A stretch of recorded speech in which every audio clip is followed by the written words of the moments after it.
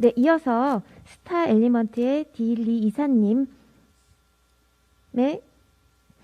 금융의 게이미피케이션 주제로 한 말씀 들어보겠습니다. 박수로 맞아주세요.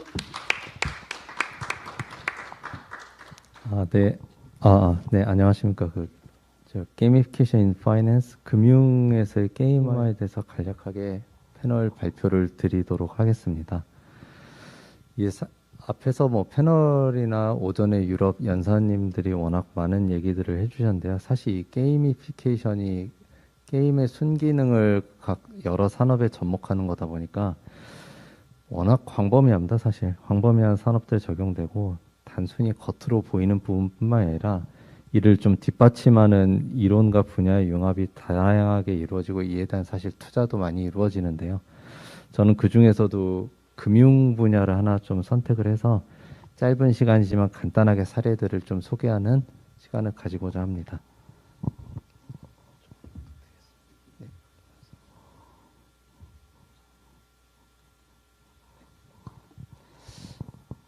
이 금융 쪽에서의 게임화 일반적인 적용은 사실 굉장히 여러 가지 분류를 해볼 수 있는데요. 제가 그냥 한번 이렇게 좀 1번부터 4번까지 한번 정리를 해봤습니다. 그래서 첫 번째는 저축인데요. 크게 보면 투자도 포함이 될 수 있지만 그런 거를 좀 꾸준히 할 수 있게 일반적인 사람들이나 사용자나 고객들에게 어떤 동기부여를 하거나 아니면 두 번째로 그 다음에 올바르게 그 사람들이 개인들이 재무 관리나 자신의 자산을 관리할 수 있게 사용자들도 좀 볼 수 있게 하고 그런 좀 올바른 방향으로 갈 수 있게 게임화를 통해서 자연스럽게 자신의 좀 건전한 재무 관리 촉진하거나 이것도 일종의 어떤 하나의 동기부여나 습관을 만드는 그런 것이 되겠죠.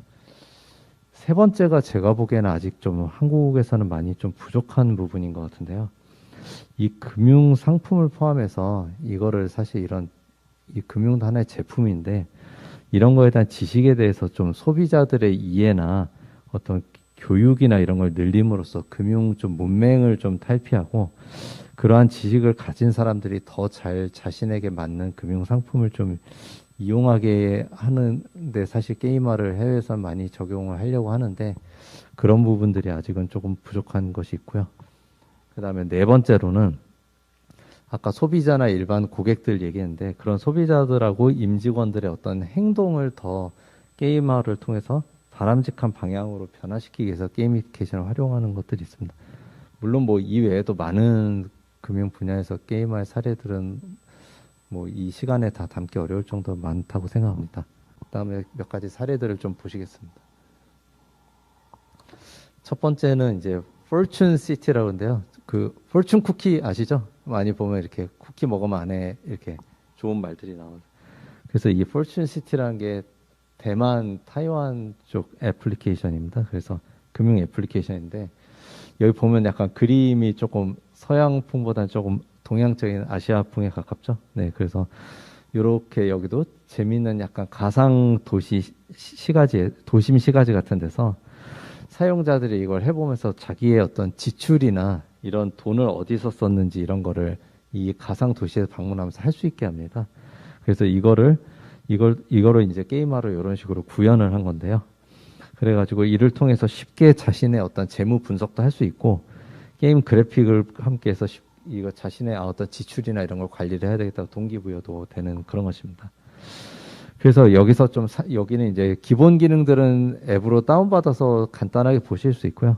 사실 누구나 볼 수 있고 좀 이제 상세한 기능을 이용하려면 이제 월간 유료 플랜을 해가지고 자기의 어떤 최고 치프 파이낸셜 오피서라는데 자기만의 어떤 최고 재무 책임자 이런 이제 기능을 활용해 가지고 그래서 자신의 지출 관리를 조금 더 심도 있게 해볼 수 있는 그런 또 이런 게임화 애플리케이션 사례가 있습니다. 네. 죄송합니다. 잠시만요. 다음에는 이게 이름이 롱 게임이라는 미국 금융 게이미피케이션 애플리케이션인데요. 이 롱이라는 게 특별히 길다 이런 뜻은 아니고 그냥 이름이 이렇게 돼 있습니다. 그래서 앞에서 본 거하고 좀 그래픽풍이 확실히 미국이나 서양은 좀 다르죠. 예, 조금 굵직굵직 큼직큼직하고 이렇게 돼 있는데 그래서 이거는 기본적으로 아까 첫 번째 얘기는 개인 저축 게임입니다. 그래서 이 저축을 그러면 어떻게 하냐? 이 앱에서 뭔가 이 돈을 저축하는 건 아니고요.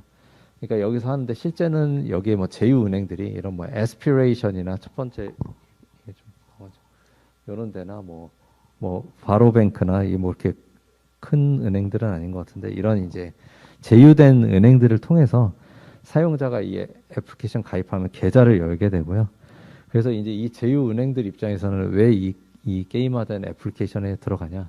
그럼 이제 모객이겠죠? 아무래도 이게 뭐 은행이나 증권사도 여기다는 이제 계좌를 많이 열어서 신규 고객, 잠재 고객 유치를 해야 되니까 제휴은행들 입장에서는 신규 계좌도 늘리고 새 고객 정보도 얻고 새 고객도 늘어가는 이제 그런 효과로서 이런 식으로 파트너십이 돼 있고요. 그래서 사용자는 이 게임을 하면서 이제 실제로 이제 게임 내 어떤 게임 머니, 코인 아이템을 얻습니다. 여기서는 코인 아이템이라고 하고, 그리고 이 아이템들을 갖고 실제로 미국에서 이제 달러로 환산을 해가지고 그 연계된 제휴은행 계좌에 저축이 됩니다. 그래서 이제 게임을 하면서 자기가 계속 이게 돈이 저축이 되는 거죠.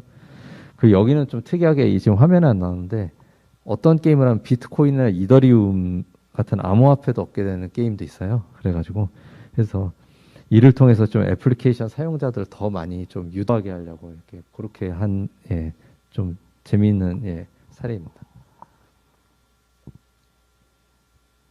네. 그 다음에는 이 뭐, 넷슬링스라 해서 영국에 있었던 사례인데요. 아직은 이거는 뭐 정식 서비스는 아니고 보니까 베타 버전인 상태입니다. 이것도 역시 저축 게이미피케이션의 하나의 이제 좀 사례입니다. 그래서 비디오 게임하고 조금 유사한 면이 있는데요. 비디오 게임과 같이 사용자들은 가상 애니메이션 캐릭터를 하나 이제 계속 키우고 돌봅니다. 이렇게 커가요, 막 캐릭터들. 그래서 그걸 키우면서 보상을 받게 되는데요. 거기선 또 다양한 이벤트들을 통해 갖고 각기 또 그 보상의 금액도 전부 다르고 케이스들이 다른데 그래서 이 저축이라는 것이 안 쓰고 모아서 내가 매달 얼마 모아야지 어찌하지 내가 1년 뒤면 얼마가 될까 이런 지루한 게 아니라 저축이라는 게 저축은 재미있는 것이다 라는 것을 하나의 이제 좀 사람들에게 자연스럽게 좀 지겹지 않게 습관을 쌓아주게 하려고 이런 식의 기획을 한 거고요.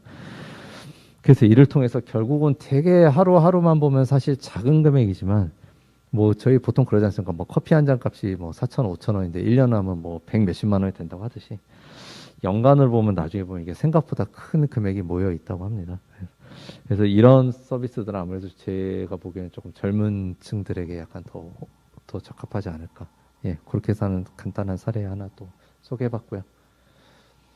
그 다음에 이게 아까 초반에 제가 얘기했던 좀 금융 교육이나 어떤 이런 거 관련된 건데 실제로 OECD 저희 한국도 이제 OECD 국가 중에 하나죠. OECD 산하의 INF이라고 해서 여기서 금융 교육 관련해서 이 국제 설문조사를 실시했었어요. 했는데 이 유럽이나 이런 다른 선진국들조차도 금융 문맹 수준이 생각보다 심각하다는 겁니다. 점수가. 우리가 다 은행 이용하는 하는 사람들 다 있고 선진국에 이렇게 금융이라는 걸 항상 접하는데도 생각보다 금융에 대해서 잘 모르는 문맹이라는 거예요. 언어는 문맹이 아닌데도. 네. 이와 관련해 갖고 그래서 유럽 연합 EU에서는 유로 인베스트라서 저기 로고가 있죠. 저쪽에요. 네, 여기 보시면은 요게 이제 최근에 시작된 건데 그래서 특히 이런 금융 문맹이 있는 저숙련 일반 성인 시민들을 상대로 금융 문맹을 해결하려는 하는 게임 프로젝트를 실제로 EU 전체적으로 추진하고 있습니다. 이거 게임화를 활용해 가지고 금융 문맹을 좀 교육시키는 약간 이런 건데요. 이 문맹이라서 뭐 그런 뭐 언어를 모르고 이런 게 아닙니다. 일반 사람들입니다. 다 그래서 단순히 이거는 게이미피케이션뿐만이 아니라 금융 교육 자료들과 홍보를 통해서 더 많은 일반 성인들이 적절한 금융 지식을 가지면서 금융 생활을 더 잘 할 수 있게 하는. 예, 그래서 이게 뭐 괜찮은 이제 금융에서의 어떤 게임화 적용 사례 프로젝트 이런 것을 하나 좀 소개를 해봤습니다. 그리고 여기 보면 이제 마지막에 아까 초반에 꼽은 네 번째인데요. 행동을 변화를 유도하는 겁니다. 게임화를 통해서요. 그래서 왼쪽은 보시면 이제 미국 사례인데요.